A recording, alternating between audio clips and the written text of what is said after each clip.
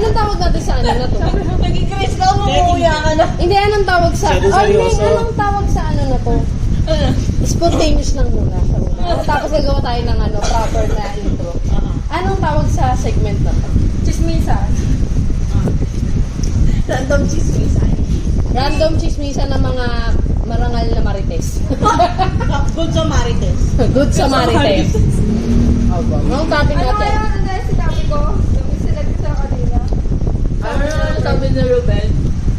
Ano sabi niya? Ano yung pag-uusapan niyo? Unless uncertain po. Hindi talaga nawawala ang chismisan. Sabi ko, syempre, yung pundasyon ng pagkakaibigan. Tama naman. Ito na nga. Pero di ba uso ngayon yung ano, pagpasok ng taon, or early, parang latter part ng last year, nauso yung de-declutter ng mga kaibigan sa social media. Kayo ba? Ako kasi from 1,500, 400 na lang yung friends ko. Ang laki na nabawas ha. May nagbawas din pala ako. Oo. Sino ba to? Siya kilala. Tapos tinitignan ko may mutual friend. Mutual friend namin, hindi ko naman din kilala. Totoo, di ba? Ang dami mong friends na makikita. Pag inisa-isa mo siya, paano ko ba nakilala to? Di ba? Parang hindi talaga siya... Ayun yung tubig. Parang mga ambag sa buhay mo. Pero kung sa friends mo, di ba? Totoo. Thank you. Lani sa'yo sa tubig. Feeling ko hindi maganda. Sa'yo ng tubig. Oo, yung iba doon kasi nakikichismis lang. Totoo yan. Nag-aantay lang na May pag-usapan sa life. Oo. Yung mga taong hindi Malay mo na binabasa yung depende kasi yun. Dalawa lang naman yun. It's either na i-inspire siya sa'yo o na mo-visit siya sa'yo. So ano niya ma-expire? Ikaw, hindi ko pa nag-declutter. Hindi, kasi 1,500. Yung 1,500 lang. Mga friends ko po. Nag-try ko ako mag-declutter, pero Nakakapagod. Hindi, meron ko sa, sa iPhone, multiple. Multiple. Nakita ko nga yun, pero tapos talaga ako. Okay, lagi na lang tayo ko lagi. Yung, sabi ko sa kaibigan ko, pero ako ng iPhone mo, mag-girlfriend lang ako. Hindi ko na naman kasi masyadong binubuksan yun. Oo, Kasi wala naman ako pakailan. Kasi mula nang nagka-jowa siya, wala na siyang pakialam sa social. Hindi na nga niya tayo kinakamusta. Hoy boy, pa ba kayo dyan? Parang tayo nasa kuweba, no? May magre-relieve pa yung message natin. Kumusta ba si Lani? Teka lang, May taga-text pa. Oo, totoo yun. Eh, hindi pala naka-play. Nadyo ka. Pero sa Instagram, masagot yan. Doon siya active sa IG. Oo. Kasi mas less naman ang toxicity kasi sa IG. Oo. Kasi Hindi kasi karamihan. marami naman kasi Lagi niyo ako kasi active sa Facebook. magagandang factor yung hindi ka masyadong Yes. Hindi ko compare mo sa sarili mo. Totoo. Alam mo, Dumating ako sa Mo sa grupo. mga friends mo. Kasi mas lalo mong inaano yung sarili mo, kinakawawa yung sarili mo kung natin ka True. successful. Lagi mo ako Sila, totoo. ang nakikita mo lang yung kulang sa'yo, yung mali sa'yo. Mas hindi Pero mo kung titingnan nyo, Hindi. Hindi mo Kasama yung sa masasabi, lalo na yung mga teenagers na hindi dapat pala ganito. Tsaka dyan kasi yung Hindi, social actually, media yung nagpalaganap ng body shaming. oo. Dati nag-umpisa yan sa sa TV. Actually, pero may napanood akong video, sabi niya, bakit natin sinisisi ang technology sa ugali natin? Tapos pinakita yung dalawang picture. Yung mga generation ngayon na lahat nakatungo sa cellphone. Tapos yung generation ng 50s na lahat nakatungo sa newspaper. So, ano daw pinagkaiba? Ba't natin isisisi sa technology yung katarantaduhan ng tao? Parang nasa sa atin yun kung paano natin gagamitin yung social media kung towards goodness ba or bad. Di ba yung kay Maricardo, yung sinabi niya, dati, naglit ako sa mga taong gumagamit ng internet, bakit nila pinag-share yung video. Totoo. Tapos sabi niya ganun. Tapos ngayon yung social media yung nagpo-promote ng business ko, niya, nasa paggamit lang talaga natin ng social media. Ayun. Narinig ko naman sa mga vlogs. Parang kasi sobrang fake na ng mga content. Wala ka Ilan nila Pag-vlog na lang talaga yun. Totoo. Puro kita na lang. Pero mas mataas yung percentage ng mga nagde-deactivate, yung mga millennial. Kasi di ba nakikita nila yung mga classmate nila may bahay at lupa. Yun.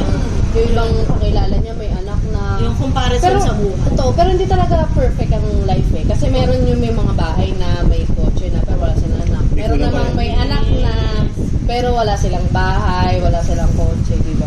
May Hindi napanood talaga ako, ibibigay sa'yo sabay-sabay. may napanood ako Wala kanina. perfect. Ken sabi nito. Totoo. Sa Tony Talks, Jerica Ejercito, anak ni Gerard. 13 years old siya na naging presidente yung tatay. Tapos nung natanggal sa pagka-presidente yung tatay niya, 16 years old siya, pinadala siya ng lotto.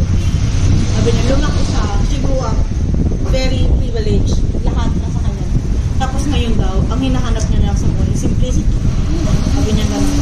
Dati mayaman ako, pero wala sa akin. Tapos ngayon, hindi kami mayaman. Pero masaya ako. Kasi alam ko, katabi ko, kagigising ko ng umaga, yung asawa ko katabi ko, malamala. May mga ganun talaga. Alright, Tapos meron like tayong yung Andy may Eigenman. message. Nakalive pala tayo. May question. May ganun yung question ko. Yung kay Andy Aigan naman, no? Oo. Mas pinili niya yung simple buhay. Totoo. Kahit sila Isabel Dazo, bakit sabi niya ayaw daw nila ng isang industry lang yung pagkukunan nila ng lalaki. Parang Ano? si Isabel Dazo, never ako naging love sa or never ako nag-date ng mga artista, sabi niya. Kasi isang industry lang kami. Tapos kilala ko na silang lahat, sabi niya. Sir, Nakakasiti. tingin na. Sa video. This is, ikaw ba bukod sa social media na in-unfriend mo? Sa totoong buhay ba may in-unfriend ka? Ay, marami. Ano yung reason? Ba't mo sila Marami. Kasi hindi sila nakakatulong sa mental health. Alam mo, napaka-significant pala talaga. Kasi ang hirap na maging people pleaser ka, di ba?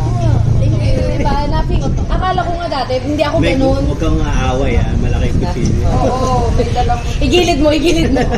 Sabi mo. Ang hirap maging people pleaser pag napagod ang people pleaser, then, Totoo. di ba? Parang, I'm done. Totoo yan. Totoo yan. Di ba? Kasi Alam mo parang- yan. Alam natin yan. True. Alam natin Di ba? yan. Parang, pag binigay mo na lahat, tapos napagod ka na, Oo. wala ka na care. Totoo yan. Wala ka na care talaga. Totoo yan. Kasi tatabang ka na. Tsaka lalo pat, alam mo sa sarili mo, hindi ka nagkulang. Totoo. Kasi lagi mo sasabihin sa sarili mo binigay mo lahat. Totoo. Parang sa isang relasyon, di ba? Nag Naniniwala. 100% ka, wala kang regret. Oo, totoo. Hindi sila ang kawalan. Oo. Ako ang kawalan sa inyo. Hindi Una naman kang- sa pagbabrag Yayabang. o di ba? Pero totoo lang. Una kang narinig kay kay bata pa ako. Narinig ko yan kay John Franz. Kapag nagmahal ka, hindi totoo yung 70-30.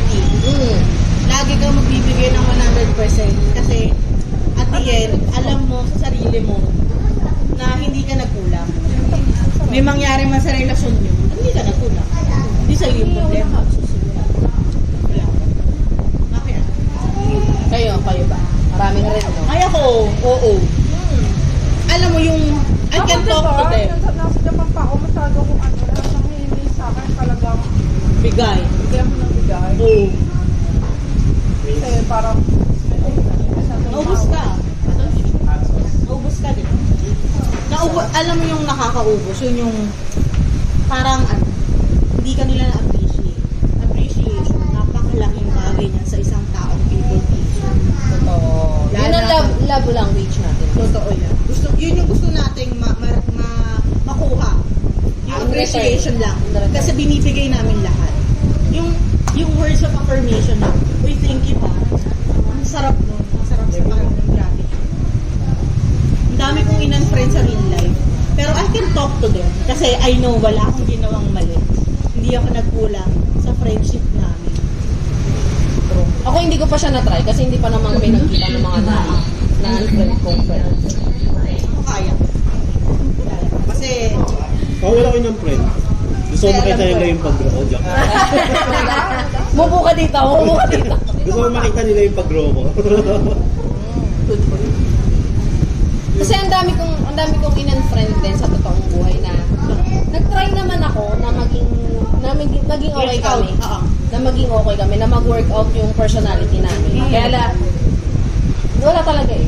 At hindi pa inipinig, di ba? Nakakapagod kaya. May kutsara naman nata dyan. Ito.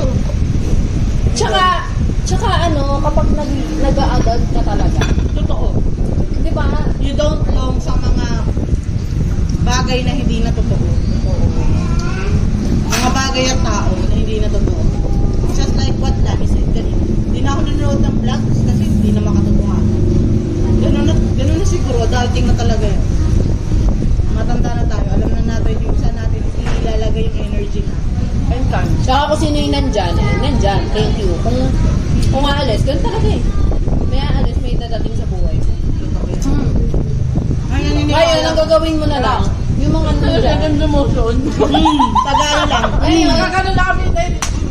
ngayon yung mga, kung sino yung mga nandyan, yun yung papahalagaan. Tsaka matindi nito, yung mga taong nandyan na natanggap ka dun sa worst mo. Nako. Yun yung mag-sustain. Tsaka ano, may mga naging kaibigan tayo na hindi natin yung alam yung rason. Ba't na lang silang biglang nagalit sa atin?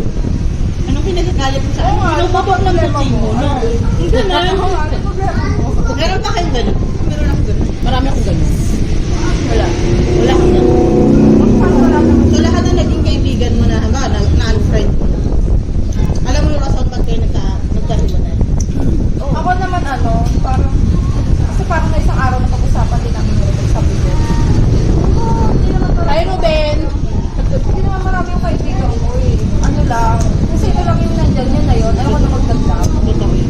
Ayoko nang mag-entertain ng masyadong maraming tao. Oo, magiging friend kita, pero not to the point na mag-share ako ng Ay, malalim eh. Malaki. malalim na ano sa'yo. Hindi ko naman sinasara yung sarili ko sa doon. Pero hindi na ako parang mag-effort pa na magdagdag ng marami. Kasi napakahirap mag-sustain. Mag-sustain. Tsaka yung ano, yung nga lang mag-friend ka ulit. ilang piraso Self-maintain ng friendship, no? Oo, ilang piraso kaibigan ko bago ko pa mamit. Totoo yan.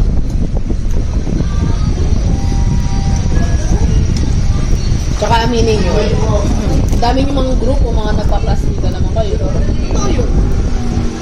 Pero alam mo, sa realize ko, isa sa pinakamahirap na maging kaibigan ng mga trabaho. Totoo. Kasi, ang hirap i-separate ng Work is work lang. professionalism sa friendship.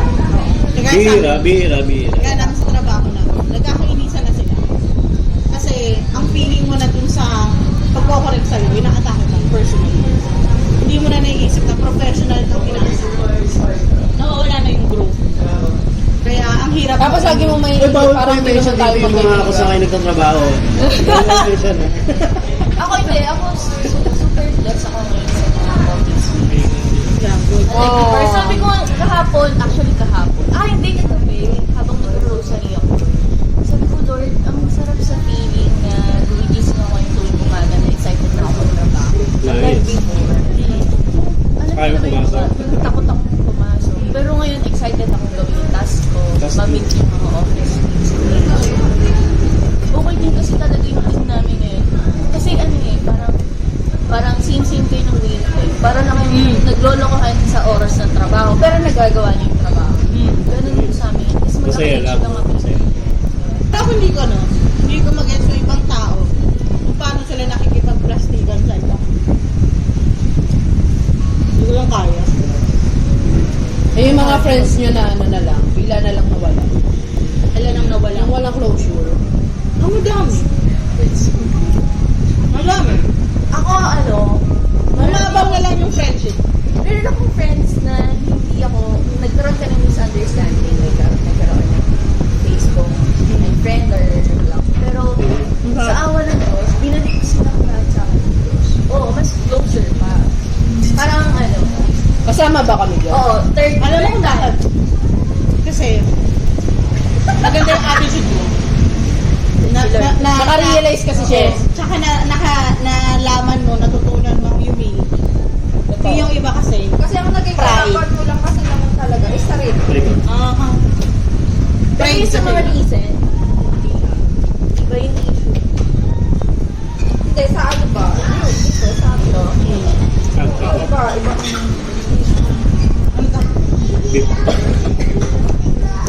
Di ba kasi kapag sure talaga yung pundasyon? Totoo yan.